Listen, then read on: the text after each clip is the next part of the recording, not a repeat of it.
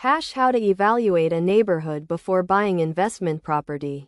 Most real estate investors lose money on their first property in the first 18 months.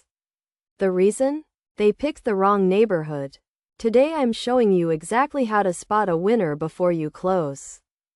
Hey, I'm breaking down the 3 metrics that separate profitable neighborhoods from money pits. Stick around because I'm showing you real data from 3 actual neighborhoods where one makes you 40 grand a year and the other bleeds money every single month. Part 1. The Employment and Income Blueprint. Here's the truth nobody tells you. A neighborhood is only as strong as the jobs supporting it. Pull up the U.S. Census Bureau website. Search your target neighborhood. You're looking for 2 numbers. First, what's the median household income? Second, what's the unemployment rate? Here's why this matters. A neighborhood with a median household income under $45,000 and unemployment above 8% is a red flag. These are neighborhoods where your tenants struggle to pay rent consistently. I've seen investors buy in these areas and face 4 to 6 months of vacancy annually. That's devastating when you're trying to generate cash flow. Compare that to neighborhoods with median household income between $65,000 and $95,000 and unemployment under 5%. These areas have stable tenants, consistent rent payments, lower vacancy rates. This is where you build real wealth. Here's a real example. Detroit's Corktown neighborhood had a median household income of $38,000 in 2015. Unemployment was hovering around 9%. Fast forward to 2024. Major employers moved in. Median income jumped to $62,000. Unemployment dropped to 4.2%. Rental rates went from $800 a month to $1,400 to $1,600. That's a 100% increase in revenue because the neighborhood's employment fundamentals strengthened. But here's what most people miss. You don't just want any jobs nearby. You want diversified employment. If your neighborhood depends entirely on one major employer and that company relocates, your property value collapses overnight. Look for neighborhoods supported by healthcare, education, manufacturing, tech, and services. Multiple revenue streams mean stability. Part 2. Population growth and demographic trends. Population trends tell you something critical. Is this neighborhood getting stronger or weaker? Go back to the Census Bureau and check the population change over the last 10 years. If a neighborhood lost 15 to 20% of its population, that's a decline signal. People are leaving for a reason. Maybe schools are failing. Maybe crime is rising. Maybe the job market collapsed.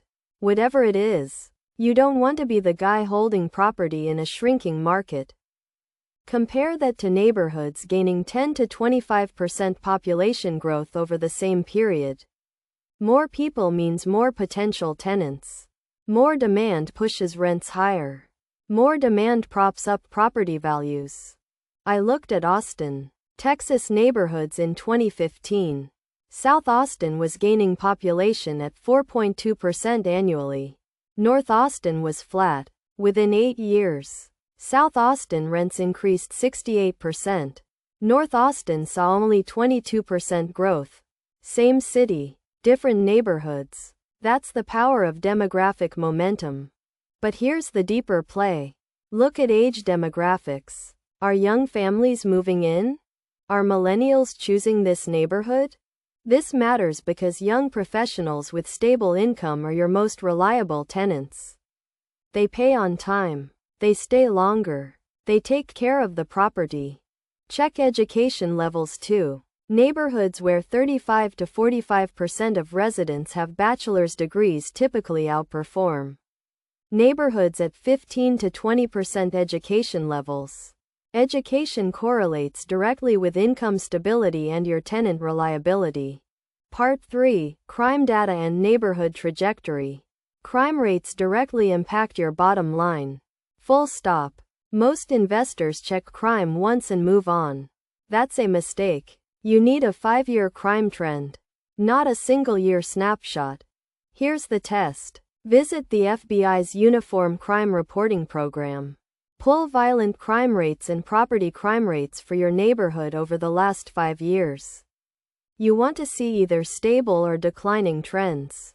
A neighborhood with a violent crime rate of 2 to 4 incidents per thousand residents is typical for mid-tier rental markets. A neighborhood spiking to 8 to 12 incidents per thousand is deteriorating.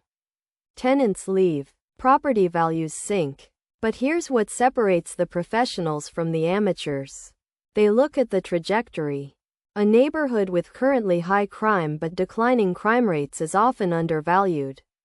It's improving. These neighborhoods offer incredible returns if you time it right. I watched an investor buy in a South Dallas neighborhood in 2018 when crime was still elevated. But the trend was down 12% year over year. Crime continued dropping. Property values increased 35% in 5 years. That's opportunity most people miss because they got scared by current numbers instead of reading the trend. Walk the neighborhood yourself. Visit at different times. Morning, afternoon, evening. Talk to current residents. Talk to business owners. What do they say about safety? What's their outlook? Local knowledge is priceless. Call to action. You now have the 3-part system top real estate investors use.